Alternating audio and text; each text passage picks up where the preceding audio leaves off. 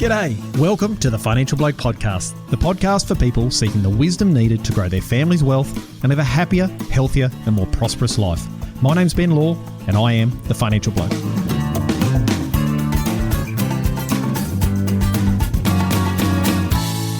Carbon credits, natural capital and biodiversity are hot topics right now. I interviewed Dr. Terry McCosker in episode number 15 about the scientific and financial trial results from several projects he's been managing over a number of years, and the results were impressive to say the least. I'm personally quite bullish on the opportunities that carbon credits and natural capital offers rural producers. But whenever we get excited about the upside of a new opportunity, we run the risk of having blinkers on or missing or downplaying the potential downside risks. So to address that, we've got Lachlan Dunsdon with us today. Lockie is a certified practicing valuer and the National Director of Acumentis Rural and Agribusiness Division. Lockie grew up on a sheep, cattle and cropping property in Western Queensland and has been valuing rural property and providing corporate advisory expertise for around 16 years. Lockie has a strong interest in carbon credits, natural capital and biodiversity, and more importantly, the current thinking on how they could affect land values for the better or worse. So without further delay, welcome Lockie. Thanks, Ben. Thanks for having me. Now, Lockie, to start off with, can you just give us a quick 2-minute rundown on your background, mate, and how you got interested in carbon credits originally? Sure. So, mate, I'm off the land at Cunnamulla, which is in southwest Queensland. Rural property valuer by trade. I've been a valuer for 16 years, of which the last 13 has been with my current firm, Acumentis. But I guess my interest in this space was sparked back in 2015. So my family at Cunnamulla had a property and we implemented a carbon project at that time. And I guess it was very different to traditional agriculture. And I was just interested to understand how it worked. I guess from there going forward, I was fortunate because a lot of landholders in Western Queensland and Western New South Wales took projects up at that time.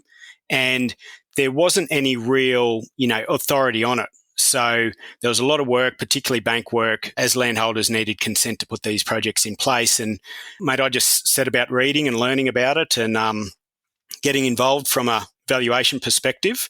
It's been a good little niche for me from a work perspective, particularly over these, last few years, because there really isn't many in the industry that are fully across it and willing to put their name to some advice. I feel relatively comfortable with it, so it's been good. Perfect. And to be frank, having that family experience where you've actually already done a project and you've seen the real world pros and cons and the traps or the pitfalls to avoid, it means you've got some highly valuable experience. So now where I'd like to kick off to now is most people know what a carbon credit is. And I did an episode with Dr. Terry McCosker a couple of months ago, which was one of our most popular. And he talked about the projects or the testing, I suppose you'd say, that he'd done both on the credits and also on the profitability and the farming operations. So what I'd like you to do is, can you just give us your view of carbon credits from a valuation perspective? What's the problem with carbon credits or what's the positives with carbon credits when it comes to valuing? Yeah, sure. So as Terry said, a carbon credit is a unit of carbon, 1 tonne of carbon dioxide equivalent, either sequestered, which means stored, or avoided. So under the Commonwealth Emissions Reduction Fund, there's many methodologies that relate to agriculture, both agricultural enterprise and agricultural land. And if you manage your land or your enterprise in a way that complies with one of these methodologies, you can generate the carbon credits, and they obviously have a commercial value. So that's either a market value or a value to the owner themselves.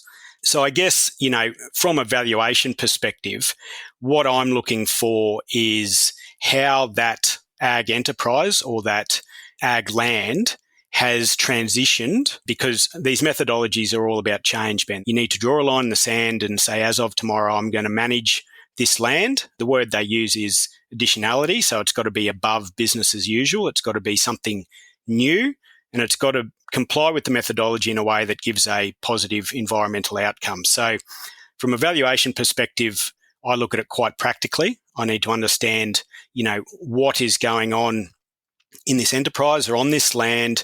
How does that affect the management of the land? How does that affect the drivers of value from your enterprise and your land point of view? It gets a little bit complex, but, you need to take a step back then and look at how your carbon credits and what you can generate out of that, the commercial market for them, and then your land and your ag enterprise. It's all an integrated approach and integrated enterprise as such. And you need to take a step back and say, okay, once we've put this in place, how will it sit within the market? And there's obviously, different extents of projects. You can have a project over all of your land. You can have a project over part of your land. You can have, different types of enterprise methods. Okay, how does that sit? And if this property and this enterprise was to go to market, who would be the most likely buyer? What are the drivers of value for them? And how would they price it? So I guess, it's a matter of breaking it down, Ben, into all the individual pieces, trying to understand them as deeply as you can, and then putting it back together, taking a step back and say, right, what's this look like as a whole? That makes perfect sense. I attended a number of workshops on carbon credits and I've done a lot of reading and I'm pretty bullish on them, but my experience always tells me to be extra cautious when you've got project timeframes that are in the decades and when anything hasn't sort of been tried or tested. And I suppose the devil's always in the details. And I feel like at the moment, the details can be quite slim or non-transparent. And I've also observed a sort of a gold rush mentality in producers or some producers. And I think they've fallen prey to that human instinct to ignore the risks when there's such a big opportunity potentially available. I mean, I've raised a few issues at workshops to say, hey, what about this risk or should we think about this? And quite often no one wanted to know what the risks were, which is just a big red flag. Now, I want us to talk today about the risks and the opportunity to mitigate those risks for anyone that's thinking about doing a project or has done a project. So let's start out with, as a valuer, what do you see as the key risks? Lockie? Yeah, thanks, Ben. I absolutely agree with you. I think that it's an industry that's not very transparent and it's not very independent. And I mean, it's new, it's evolving, so I understand that. But for me as a valuer, and I guess for the market as a whole, the lack of information, what do we actually need to know about this change, this project, how it's going to work? What documents do I need? What am I missing from the document pack that I've got? So I think the lack of information, the lack of understanding, you touched on then the bit of a gold rush mentality, and there's a real lack of understanding from the landholder, and that's not a criticism, but mate, these things are put together. There's stacks and stacks and stacks of paper and more fine print, and often, it's explained to them from a party that has a vested interest in putting the biggest project on their property. And for some people, mate, that's fine. The big project produces the most carbon credits and that's great. But, is that necessarily the best decision for that landholder? I don't think, often the landholders have a full grasp of how these things work, particularly when an issue may arise. And it's all, most of the time, putting the project in place at that time is the right decision. But it's only when, you get down the track and you want to pivot, you want to change, something comes up and you need to address it, you need to change. It's only then that you find out that you can't. So information and understanding in the industry is the bit that's lacking, and that's the biggest risk. I mean, we can go on then into, risks around land-based methods, and for that, is obviously this permanence period. So if you store carbon in either land or vegetation, it must be kept, it must be maintained for a period of time called a permanence period. And I guess that then flows on to environmental risks, which can then undo that stored carbon. So essentially, you can generate a carbon credit, you can be paid for it, you must then store it, but there's a risk that due to whatever reason, fire, flood, drought, that storage can be undone. And in those instances, you've been paid for something that now doesn't exist, and there's an issue there. And that's a big issue. There's ways that it can be addressed and resolved, but that's the biggest risk. There is a material change of use for a lot of these land projects particularly. And by that I mean you're taking a property that is a traditional farm, a grazing property, a farming property, something else, and you are changing it either in part or as a whole towards a carbon project. It's gone from a rural land to a carbon project, and yes, ag can coexist, and that will change. Every property, every project will be different, but you are having a material change of use that changes the way the property is managed, and will be managed forevermore into the future. It changes the way that property is viewed in the market and who your buyer is, how those particular buyers, those new buyers, will price your asset. So that's a big one, Ben. Vegetation, layers obviously tie into that material change of use. Certain vegetations are integral to the way land is managed, and to put obligations or restrictions on vegetation management, which is already a pretty hot topic in most states, you're then creating a change that we're probably not sure how that plays out yet. So, to go from relying upon a certain vegetation to then not being able to use it, there's a risk with that. Yep. The one that comes to mind just then thinking about it, Lockie, was, I heard the story, and I don't know if it's secondhand, thirdhand, or completely made up, of overseas a family that had done a carbon project, gone into grazing, found out there wasn't the money in grazing that they thought. Wanted to go back to, I think it was canola from memory, and all of a sudden they had to buy the carbon credits back because they were changing the material use, which cost them a lot of money. And the second thing that pops into my head is the old foot and mouth disease. If all of a sudden you've committed to selling carbon credits to go down a beef operation, and all of a sudden something happens from, I know that's extreme, but something happens like that, and then all of a sudden you can't change the operations on your property, you've got a significant risk, haven't you? And then how will the banks value that going forward? Yeah, it gets complex, Ben, but it comes back to that material change of use. You've chosen to go down this path, and you're locked in. Technically you can get out, but from a practical perspective, you're locked in. That's a transition forevermore. You have to commit to that. The next buyer needs to commit to that. It changes your property, and in some instances that's for good. Other times, these issues get flushed out, but it's difficult to go back. And, I guess what comes to mind there, Ben, is these legal risks. What's actually possible once a project has been put in place from a land perspective. And an example I'll give you is a succession plan. A multi-titled property has a project over the top of all of it, and then through succession planning, they wanted to split the titles and give different titles to different children. Well, that in itself was a huge process. And without getting too into it, not only was it a matter of splitting the project, but then the project had to be reviewed under different methodologies because they had changed since the time it was implemented. And then that changed the output of the carbon credits. There was a risk there with the sales contract. So back in the day, the Commonwealth government was the biggest buyer of carbon credits. Today, the biggest buyer is large corporations that want to offset their own emissions on their own path towards net zero. Now, if all your carbon credits are tied up in long-term sales contracts, they're not able to be purchased by these corporates. These same corporates are the main buyers of properties for carbon or properties with carbon in the market today. So they are buying to essentially secure carbon credits for themselves. They're now out there purchasing land to be able to secure the credits rather than saying, we'll just approach farmers and graziers to do these projects and buy the credits off them. Absolutely. So they see value in being able to buy land, either that's suitable to put a carbon project in place or with one already. However, the one that already has the carbon project in place, if it is coupled with a long-term sales contract for those carbon credits, that's of no use to them. They're not buying it for an investment, Ben. They're not buying it for a return on their capital. They're buying it for the carbon credits to essentially retire within their own business and offset their own emissions. So that's been a big change within the industry. Early on, everyone took out these long-term, 10-year contracts to the Commonwealth government, which was very safe and secure. A lot of those contracts back in the day, Ben, were $8 and $10 a carbon credit. Today, the spot market sits at around 30.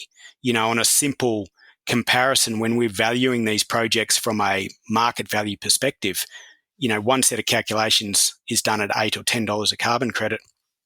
The market potentially sitting at 30, you're locked in at $8 or $10.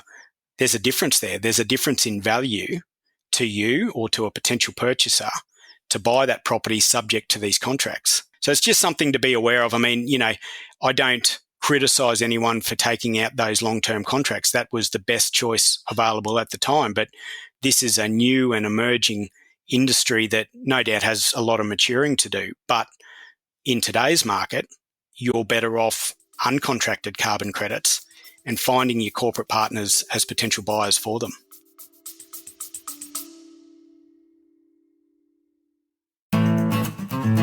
Today's episode is brought to you by AgriCoach. You've worked bloody hard over the years and you've built a solid operation. But as your children grow up and start their own journeys, you're beginning to think about the next 5, 10, and even 15 years and how to keep driving the business forward and ensure a smooth and successful succession plan. Preparing the business, preparing the next generation, and preparing for your eventual retirement all requires a solid plan and a proven process. Unsure about the right steps to take? Head on over to agricoach.com.au/webinar to learn more about our Succession Proof Your Family webinar. AgriCoach, aligning families, growing wealth, and protecting legacies. And now, let's get back to the episode.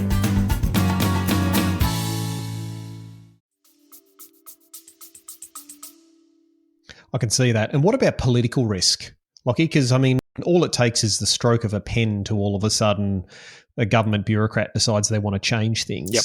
That would have to be a fairly significant risk too, would it not? Absolutely. I think that each one of these governments seem to, want to do their own thing and their own take on it.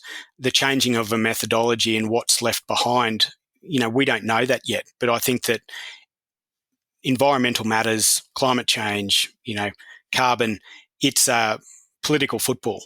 And there is a real risk that, with a stroke of a pen, like you say, there is a change. I don't think that the politicians are really considering the landholder in that decision, and yet the landholder is the one that will wear the consequence. So I'm not sure what a political risk would actually look like, but I think it's very real. Absolutely. And it's usually unintended consequences. They're not trying to cause a problem, but just one decision over here has a knock-on effect, which they haven't considered. And we all know that shit flows downhill, and it's usually the person at the end of the chain that gets the raw deal, and in this case would be the landholders. The other side also too is from around, you talked about succession planning, so being able to leave land to individual children, but also if you wanted to sell off a block or you wanted to trade in a block or trade up or buy part of the neighbour's block, does it all of a sudden impact on the subdivision ability as well? Oh, absolutely. Absolutely. A lot of these things, like I said, you don't realise it until you come to do it. Putting the project in place was the right decision at the time, but then things change and you want to pivot and you want to do something differently.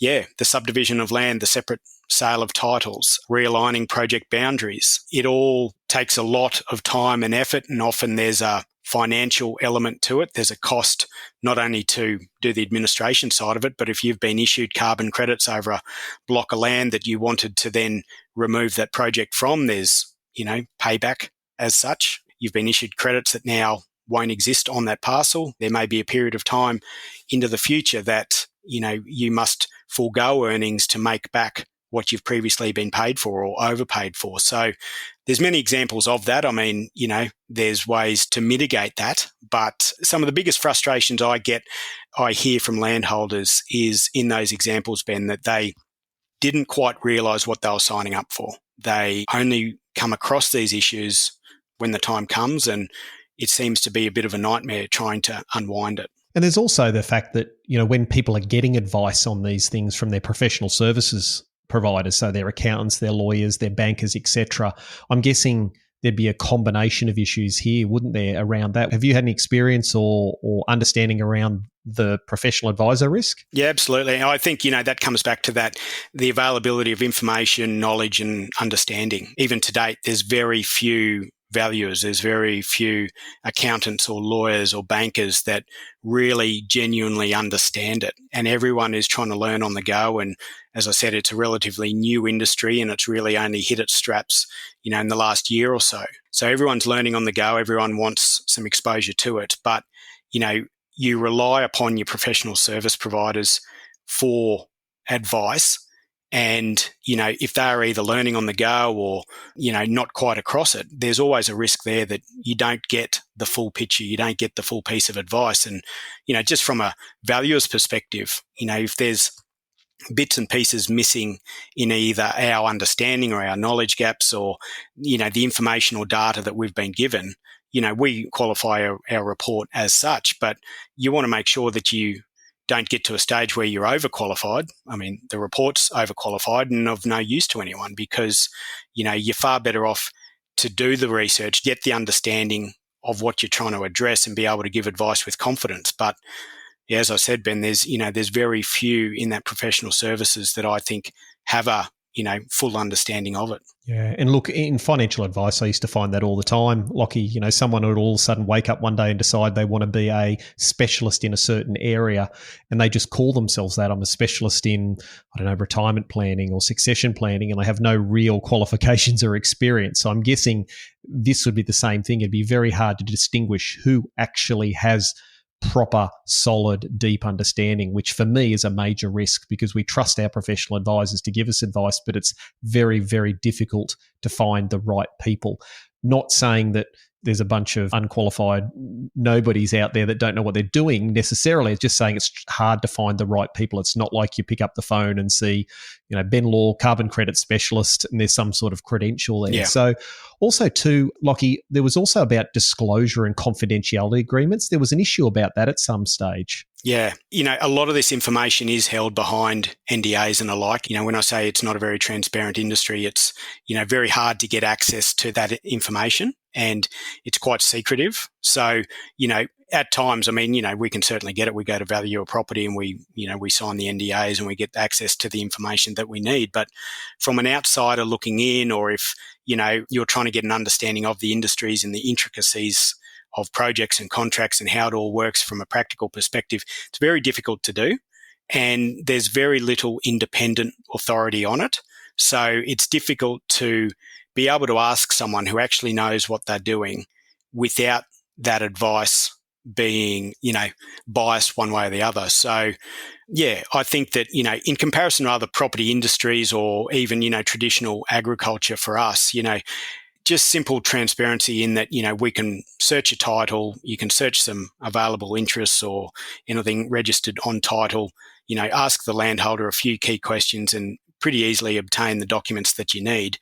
That gets you 90% of the way in most instances to understanding and having a fair bit of confidence in an asset and providing some advice on it. But in this instance, you really do need to know what documents you need, what information you need, and be able to get your hands on it to be able to give that advice with confidence. Yeah, and I can imagine, if someone's selling a property and there's an NDA or a non-disclosure agreement there, the neighbour's looking at the place and they know there's a project on, their professional advisors, their valuer, their bank can't get all the information they need. I'm guessing that'd be a big reason for people just to walk away. Would that be a fair point? Yeah, and there's been examples of that, Ben, that, properties have come to market and for whatever reason, everyone was prevented from publicly talking about it. You couldn't disclose it.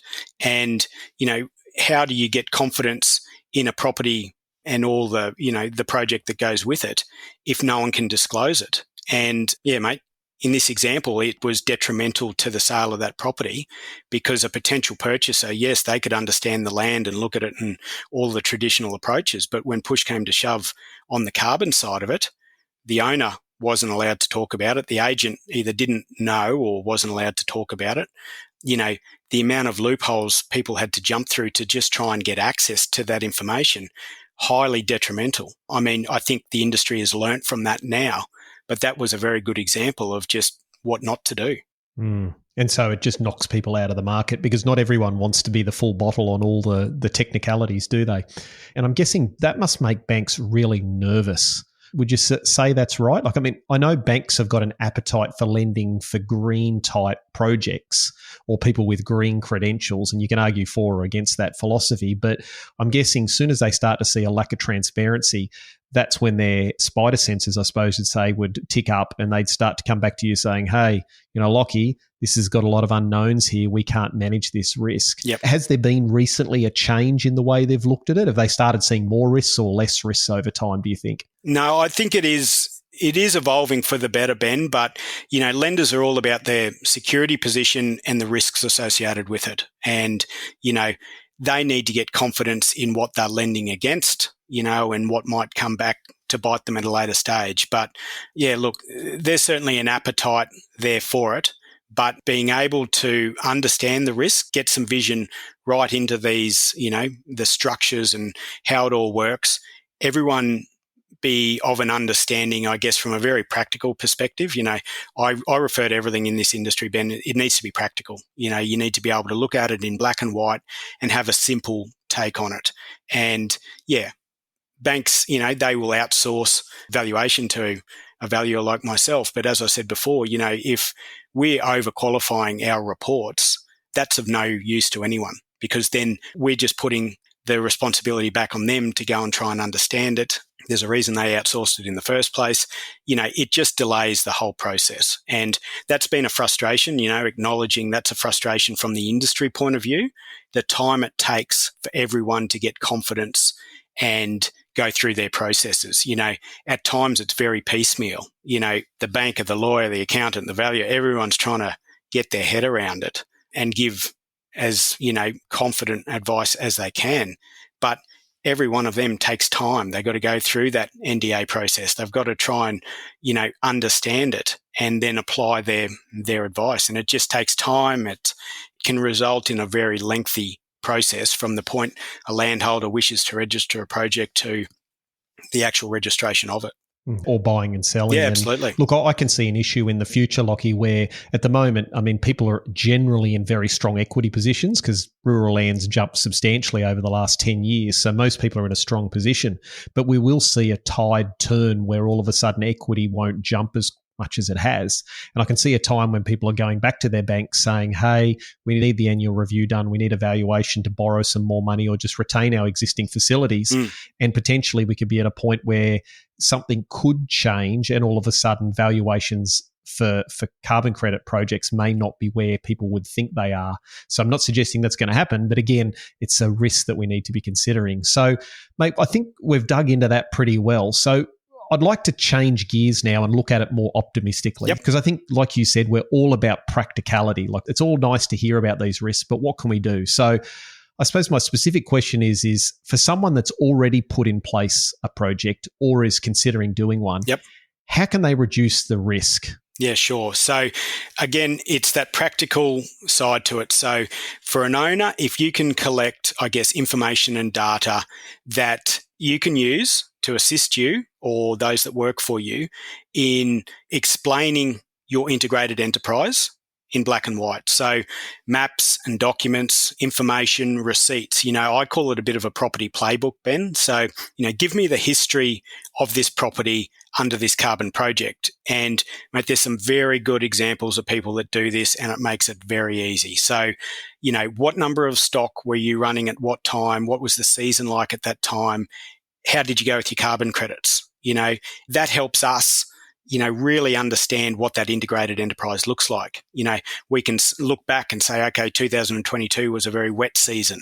How did that affect your stocking rate? How did that affect your carbon credits? How did that affect your planting over here? How did that affect your farming enterprise? How does that all tie together? Likewise, okay, we can see in these years here, it was a drought. Did the carbon project continue to perform? Was anything undone? Then what are the practical obligations? So, you as a landholder, what did you need to do to comply with this project? It might be the resowing of pastures. It might be putting in fire breaks. For savanna burning, these are the months that we typically have burnt in. It's a bit of a playbook so that an incoming purchaser or a valuer or an agent or your banker can really understand, okay, I know what happens on this property for 12 months of a year looking backwards.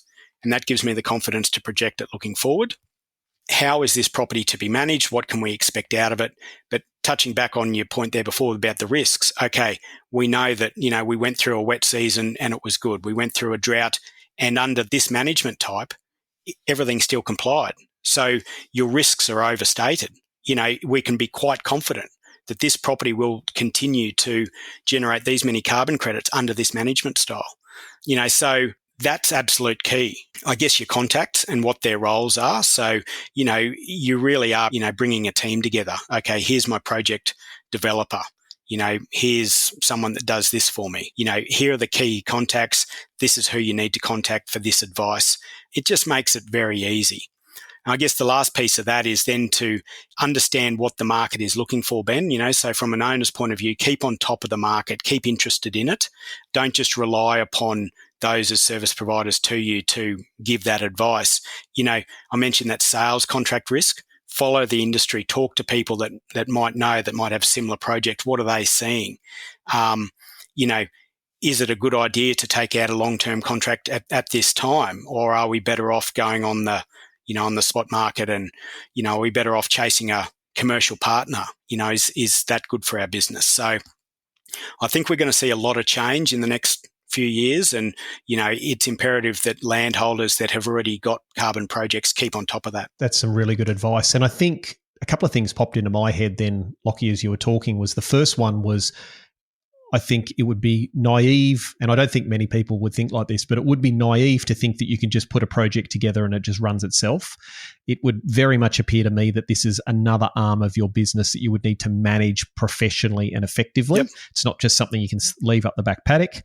And I think the other thing that popped into my head, Lockie, was also having a plan, like a long-term plan, and how does this fit in? And, for example, if you do have a succession plan, let's say you're in your 40s and there's kids coming through behind you, or you're ready to retire yourself, who knows what, knowing what your rough plan is to be able to say, okay, well, does this project enhance or make the plan more difficult?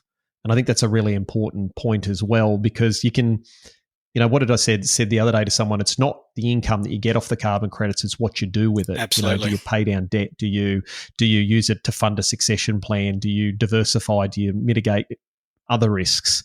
So run it as a business and make sure it mixes into your family plans. Absolutely. I think it's very important that, I think I said earlier that the most value in a carbon project is to the existing owner. Why do you think that's the case? Because that for me would seem a risk in the sense that if, I started the project, most of the value was for me, and then I handed it on to you through a sale, yep, it'd make it less appealing for you. So why is it mostly for the upfront person? Yeah, so you're right. It is a risk that the incoming purchaser doesn't see it the same way as you do. But if you are intending to be on the land long term and you can implement a project that complements what you are doing, it does give you, as you just said, diversity of income. It stabilizes your income. It gives you income during periods of time that might be tight. I guess the elements of a property that a buyer would look at in terms of, it might be things like location, Ben, underlying asset type, land types, even little things like, does the property have mobile phone reception, things like that. The existing owner is already comfortable with those aspects. They're already there. They're already operating it. They know how to run that land with their current ag enterprise. So they already have the ag side of it under control. They're comfortable with that and they've got a good understanding of that. To then bring in that carbon project as a complement to it is only going to strengthen, well, hopefully it's only going to strengthen that existing enterprise. Very different story when you go to sell it. Does what you've done suit the market? That's very different. But I guess, then from a buyer's point of view, you have to find the money or borrow the money, and there really will be a return on your investment. Whereas I guess from the existing owner's point of view too, it's probably more around strengthening up an enterprise that you're already comfortable with. No, that makes perfect sense. Okay. Now, considering all the risks, where do you see the opportunities from your perspective as a valuer and someone that's done a project before? Yep. I've got this saying, we've got to read the room. The federal government has legislated net zero by 2050. We've got an interim target of 43% by 2030. Our customers want us to be more socially sustainability, environmentally conscious. And regardless of what our views are on that, they're the one buying our product. So we have a huge opportunity here, and ag is already doing a lot of the heavy lifting in this space, but we have an opportunity to really capitalize on what is a huge amount of money that can flow into this industry if we do it right. Mate, I just, under current methodologies, the way it's going, I think we play each card as it's presented, but you've only got to look at the amount of institutional money, in the hundreds of millions of dollars that wants exposure to this market. How do we do it? How do we capitalize on that? I mean, sure, we have to manage our risks. We have to make sure that, we're doing it for a commercially viable outcome. But there's a lot of money here. We can benefit from it. I think if it's done right, it really can be a true complement to ag, and we can really minimise that downside. Yeah, and it's interesting. I've got a mate of mine that I used to work with in London at the hedge fund, and he's now a boss's boss over there now, running a very large fund. And I reached out to him a couple of weeks ago and said, what are you seeing in the carbon credit or biodiversity space? And he said, we don't get into it because it's not under our mandate. He said, but I get at least 2 a week across my desk on the research side. So that's someone who's sitting in a high-rise managing many, many, many billions of dollars is seeing it. So if they're seeing it, I'm guessing we're going to see more of it come down the chain as well. And there's also the whole idea of, the whole banks are looking at people's environmental credentials. Again, not arguing for or against it. There's pros and cons, but, they're talking about the fact that there could be cheaper rates passed through to people that do have these environmental credentials. And obviously having a carbon credit project is one of those. Yeah. I think, Ben, it's about telling a story. And, farmers by their nature are, they're pretty environmental anyway. They love their land. They love their ag enterprise. There's very few agricultural villains. So carbon, it's a tool that we can use to portray our message and what is really a great message. And on the lender front, they are one of the stakeholders in our business. We can use that in a way that, here we go, we're doing the right thing under a recognised and regulated framework. There's a environmental benefit here, and we want you, our partner in this business, to come along on the journey. The banks have an appetite for it. This is a global shift, Ben. It's a global shift. The flows of international money flow towards these green options. So, as long as we can manage the risks and the downsides in it, if on the upside we can portray to our lender, we can portray to our customers our credentials in managing the land in a way that benefits the environment as well as feeding the world, then I think we should do it. I think, there's a great story there to tell. There is. And I think the lesson I've got from all of this, Lachie, from you today is that it's all about knowing what you're doing. So really do your research well and understand how these projects work. Talk to people or professionals that have had extensive experience here.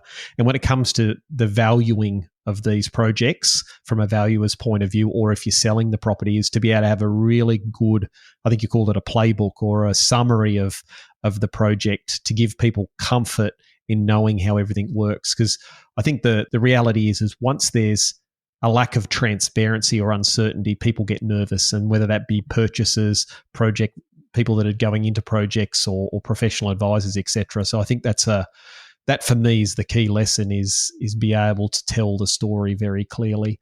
And I think that's another thing from an agricultural point of view is I did this podcast a couple of weeks ago with Mark Davey from the Beef Sustainability Framework, and we talked about the whole agriculture being painted as a villain.